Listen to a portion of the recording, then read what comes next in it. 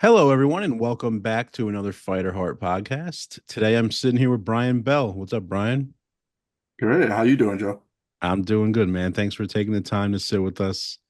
We like to get into it right away here, like I was telling you. So, if you could just give us a brief little rundown about who you are, maybe where you grew up, how it was, and then get into your Fighter Heart story, and we'll take it from there. Yeah, definitely. So, like you said, my name is Brian Bell. I play wheelchair basketball for my sport. Originally from Birmingham, Alabama. Um, been playing wheelchair basketball now for like 25 years. Been on Team USA for about 13. Um, three-time gold medal, winning my first in Rio, second in Tokyo, and third in Paris. Um, Yeah, that's just kind of a brief rundown. Also, I'm married, five kids. Can't forget that.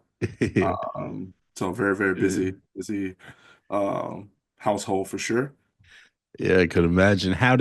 So were you from birth, like were you couldn't use your legs, or did that just was there an accident? It was an accident when I was a kid. So growing up in Birmingham, it's kind of the area. It's kind of like an industrial area, so a lot of trains kind of run through there, delivering kind of like raw materials, like I don't know, ore and all that other types of stuff. So there's a lot of those type of places kind of like placed around the city, especially around my town and where I grew up. So one of the train tracks usually like daily stops on the train tracks and like just sits there for like sometimes hours, and you can't really get out of the neighborhood without going over a set of train tracks. So basically, one of the days, me and my friends and my younger brother decided that we would go visit a friend across the train tracks.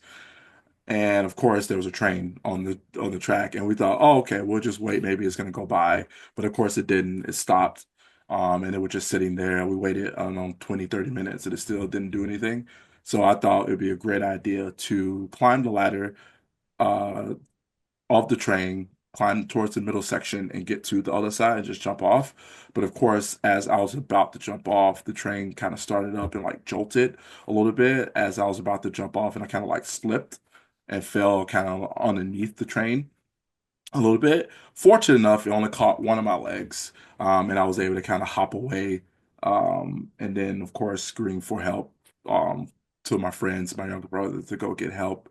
But most people in those instances that have like train accidents usually lose both their legs. So I was very fortunate enough to only lose one. How old were you at the time? I was around 10, like 9.5. And did they all like get away fine? Like, were you the last one to jump off? I was the first one. Oh, you're the So first I was a ones. guinea pig to say the So least. they stayed on the I was train? no, Like, no, no. Like, so they were on the other side of the train. So I went first to climb the uh, ladder to get to the other side. So then when I slipped and fell, that's when I called for help that I fell, did all that. But the other people and my younger brother didn't even get on the train yet. damn. So I So was the what first one. did you like go to the hospital right away? Is that how it went down? Yeah, I don't really know like the space of time, like how long it took, because I feel like with like the loss of blood, I feel like I was kind of like in and out um, of consciousness. So I don't know how long it actually took. But usually, like police, ambulance, like all that type of stuff, takes a minute to get to our neighborhood. Um, but again, I was fortunate enough to like make it just in time, and not have it too much blood loss, and able to get into the ambulance, get to the hospital, and be able to. So Um, did the train like completely cut your leg off, basically? it didn't completely, so it was kind of hanging on by like some muscle and skin. So it was definitely gnarly to say the least. So they had to The amputate it. bone was, yeah, the bone was completely severed. And then yeah, just muscle and like some tissue that it was hanging off by. Damn. Yeah. So what was it like going from there? Like what was your first like memory after you woke up and they, did their surgery and whatever they had to do? Yeah, the first memory is just waking up, like me waking up in the hospital and kind of looking around and then just noticing that, my leg was gone. Um, Kind of knew that was going to be the reality, but you don't really think it's going to happen until that happens. But yeah, just waking up and then just realizing that my leg's gone, my mom's in the corner.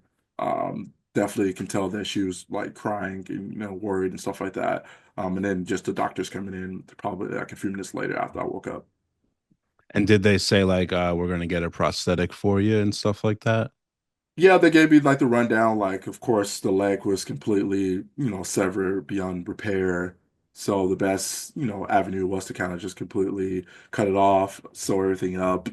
And then, they reassured me that I'd be able to get a prosthetic. I'd be able to kind of get back walking around, and kind of doing the things that I was accustomed to. So I kind of held that, close to like help motivate me. So they said as long as like I, put 100% effort into rehab, doing all that, it'll expedite the process, of getting a prosthetic leg because you have to kind of rebuild those up a little bit.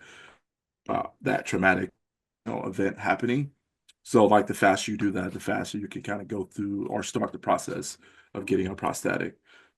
So that kind of helped out a lot, with just me just wanting to kind of get back to all the things that I normally would do, when I had my, two legs, two working W- legs. Were you playing basketball a lot before that?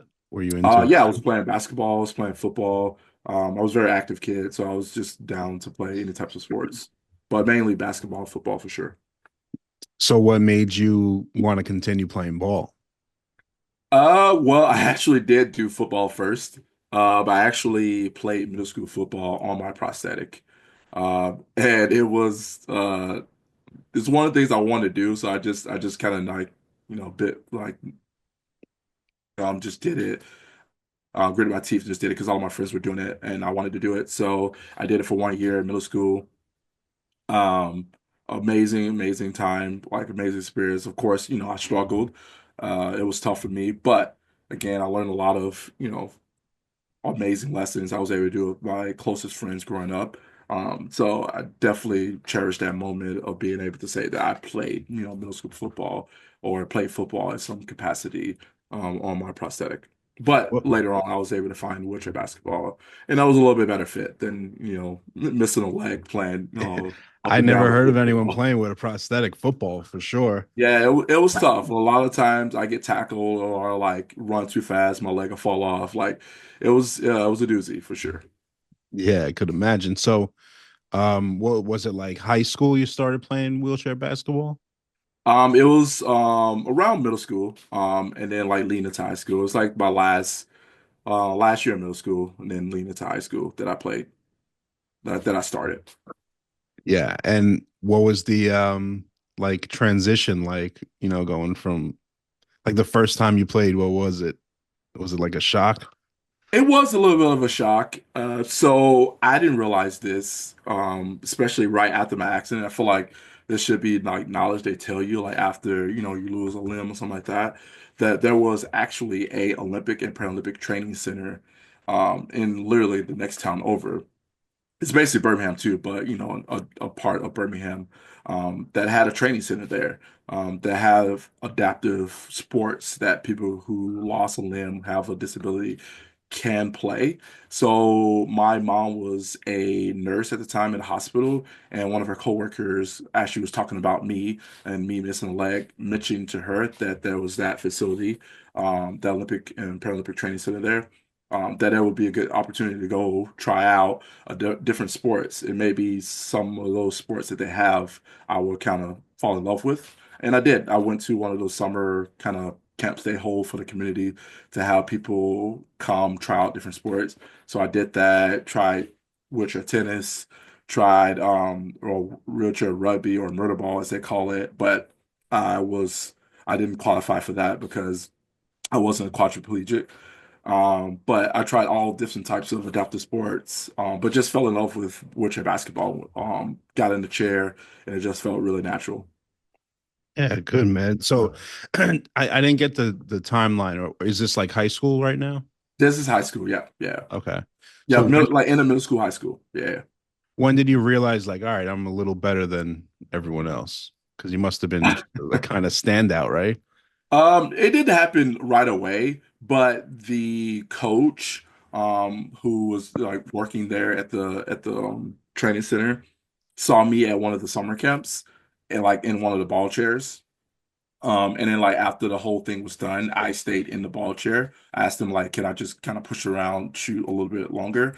And I was doing that, and then the coach came out and saw me doing it, and apparently he was watching me for like a little bit of time, and seeing how I was doing. And then he came up to me and was like, "You should definitely play wheelchair basketball, and you should play for me." And he just basically said that he saw that I have, just a built-in talent to do it. As long as I put in the hard work, I could, make it pretty far in the sport. And in some capacity, even make a USA team and, represent my country on the global stage. So like from like that, like saying that, like right when I was starting off, kind of lit a fire into me to like just put 100% into it.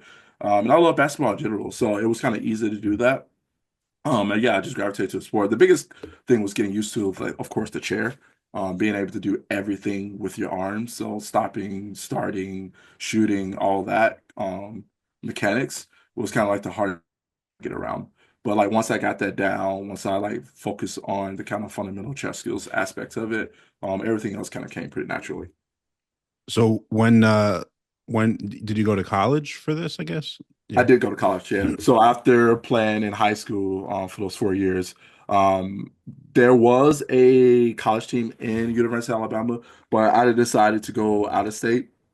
And I went to University of Illinois, Champaign, Urbana, for college, and then I played for their wheelchair basketball team as well.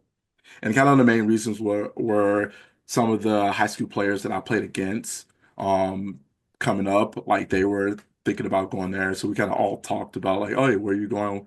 We're considering this place over this place, that type of stuff. And also the coach at the time was also the men's Canadian men's wheelchair basketball head coach as well.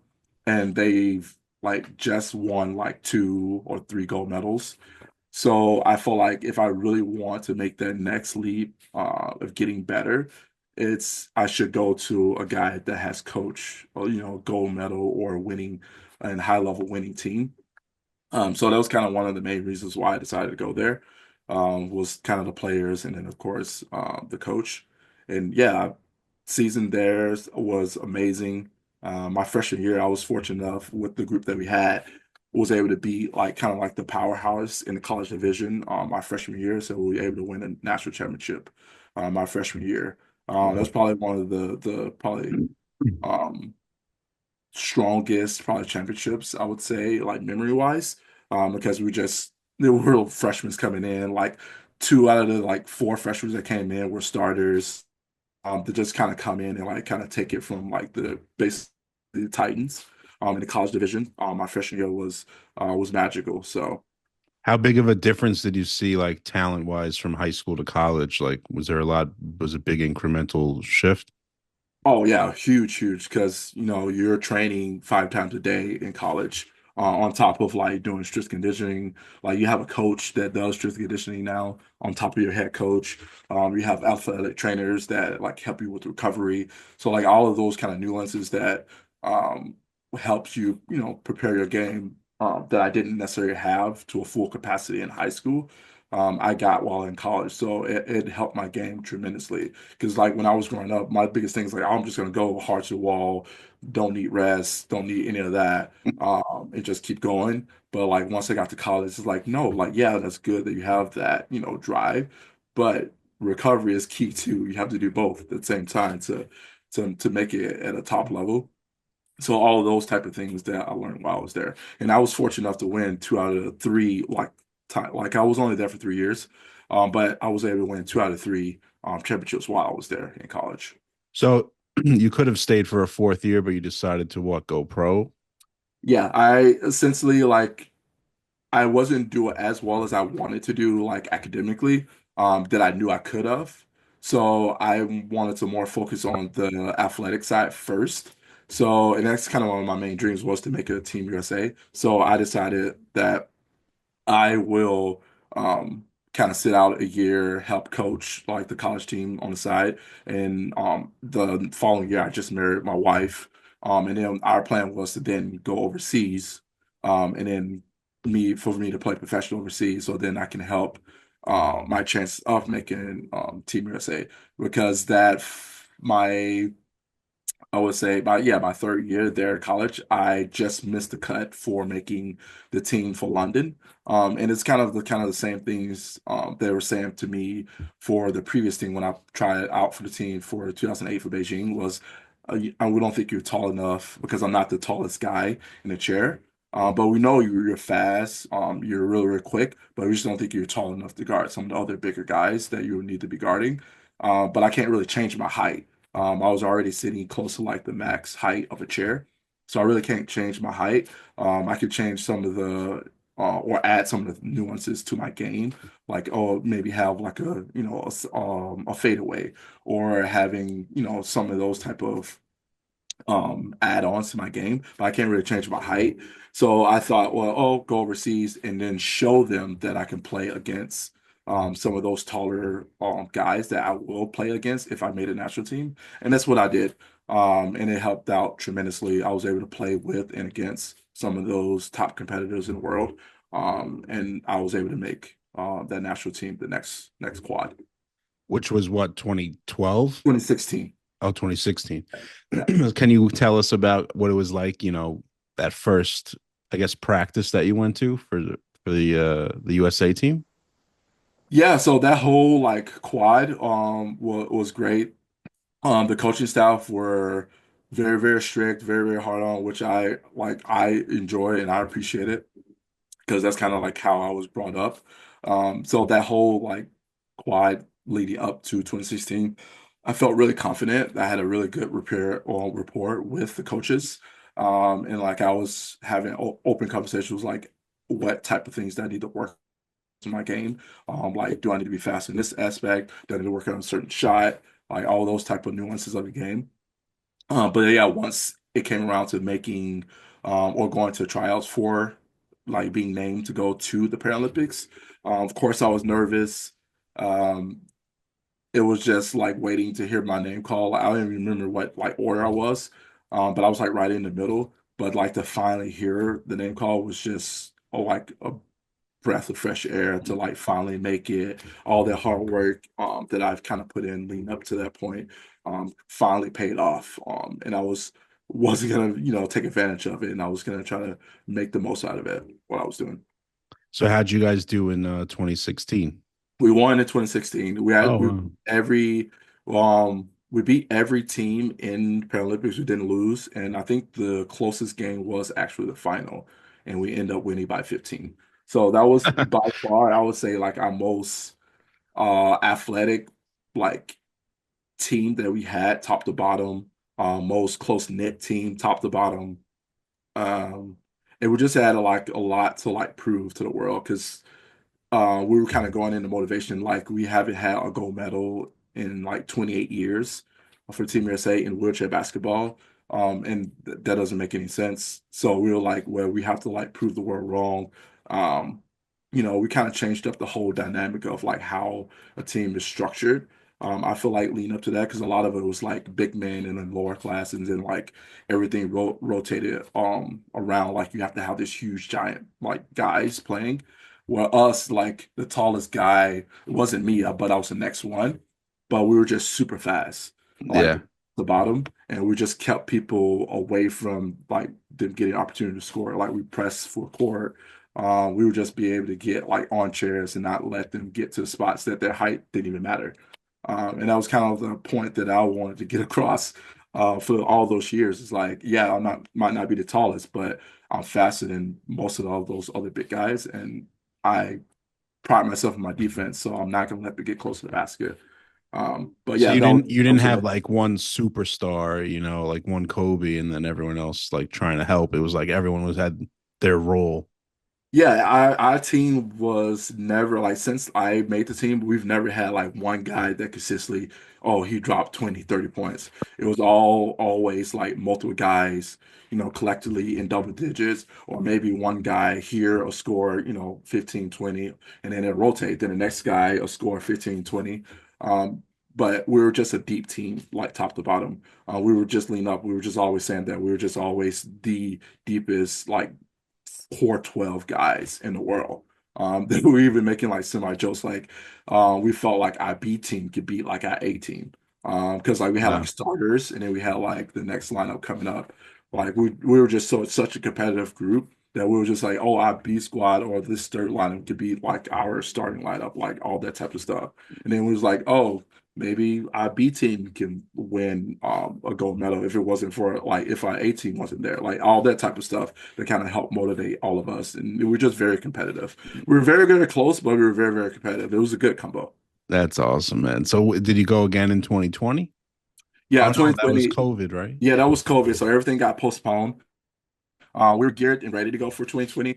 I know a lot of our guys were thinking about retiring, so that kind of like put kind of kibosh into that because everyone was like planning to go to 2020 and then maybe retire afterwards. So then everything got postponed to 2021. So a lot of like our core guys that were coming back was like wavering, like, should I come back? Should I not? That means like extra year of putting all my post basketball plans on hold. But we're fortunate enough to get most of our core players back and make another run for 2021. And we were fortunate enough to play the host country in the final and win our second gold medal. Oh, you won again. Oh, Yeah. that's awesome. So you don't really know losing too well in this. With our squad, no, no, Yeah. no, no, no. So was that like you're not going again, right? I guess 2025 is the next one. 2024, this past summer was Paris. That was the last one. That was the more recent one. Oh, so it was So only 3 years in between. no, yeah, it was only 3 years. Yeah, it was very shortened. Yeah, Yeah. yeah. Did you guys win again? We did win again. Oh shit. So We you got did. But that was the most challenging though, because we weren't as deep. Like we had a lot of young guys coming up and we were trying to like teach them like kind of like winning basketball, winning Team USA basketball. So it was really only like from like the original group, it was only like six of us or yeah. five of us from the original 2016 group. So we really rode like those five, six guys. Like some of the new guys kind of in all like kind of intertwined in there, but we really rolled those six, seven guys to help us get to a national championship. Like those five, like our starters, like play a lot of minutes. And which in the past that wasn't the case. Like we all split minutes pretty evenly because we had a lot of rotations. But Hmm. this one felt like really, really hard and challenging because like the world has caught up. Like they were going more mid-class instead of like having like the biggest guys. So they learned from us in 2016 and 2021. So like it was a lot closer in most of those games. We lost to what is it? We lost to one team in pool play, I want to say in Paris. But then we end up beating them in the final. So Blowing them out. no, it was a close game. Like I said, Close everyone game. caught up. So, and we're not as deep as we used to be. So it was close games. Like all the games before the final was kind of a blowout a little bit, but like the final we played against GB wasn't a blowout because they're kind of the team that we always played in like tough, meaningful like competitions. And they've always either beat us, like they beat us at World Championships before. So they've always kind of been right there. And they're very comparable to us. So it was a very close game. I think we only ended up winning by 4 points, I think, at the end. Oh wow, Um, it's a little so it rivalry. was a real, real close game. And I think it ended up with me with one last shot and then like free throws to seal it. So it was like literally down to the wire. Oh yeah, you sealed it, you said? I sealed it with one free throw to go up four, and then I was like, should I make it or should I miss it? And I don't want them to like take a timeout and advance it, so I like decided to miss it, and then kind of go off to the side, and we just do like a full court press. Yeah, yeah. They kind of course, had to shoot up a three from far away, and they missed. Yeah, that's awesome, dude. And was that like your last hurrah? Like, are you gonna go again in 28? Right now, it's a no. I'm definitely taking some time off from Team USA because I've just never taken a time off. Because usually Team USA stuff is during the summertime. And Hmm. playing overseas, I was always busy during the regular season from like October up until May, and then right into May, June, July, August is usually Team USA stuff. So I've never really had like a really full on break from basketball. So I decided like if I'm not completely writing it off for 2028, but I want to take at least 1 to 2 years off from Team USA basketball. So what do you work? Are you like, what are you up to now? So right now, I am working full time or trying to work full time. I was just at a spot, but now I'm looking to go to something else, maybe in like human resources. So like I'm more trying to like transition to like outside of my sport because basketball is not forever. I would love for it to be forever, but it's not. Well, I was going to say As I get coaching or older. something, right? No? Yeah, I thought about coaching. It just in like at least in like wheelchair basketball world, it's not very lucrative Mm. unless you like coach overseas.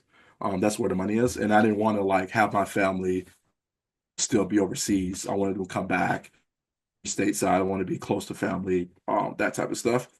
So I got my MBA in um, business MBA with the focus in human resources. So I was like, I got this degree, might as well use it. So that's when I decided to work for a visa for 2 years with a program they have with Team USA.